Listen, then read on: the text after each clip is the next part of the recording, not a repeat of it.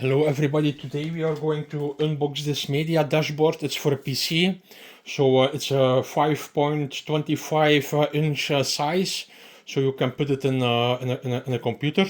I will show it to you. So there you have the computer. So you can slide it into. So we are going to unbox this now. So this is the media dashboard. There are different versions. It's not the one that is on the image, but it's a different sort. Yes, we go to see what is in it. Voila. There are some screws, some manual, and this is the dashboard. Voila. I think I picked it up for around 20 euros, but you can even find it for less. Voila, so it has a USB 3, USB 2, SATA connectors, eSATA power connectors, and audio connectors, and SD card connectors and stuff like that.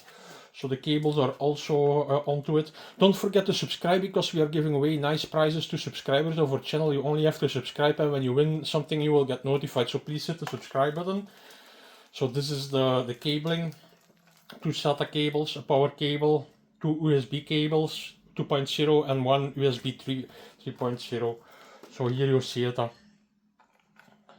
Voila, I hope you like my video, and I see you later. Bye bye.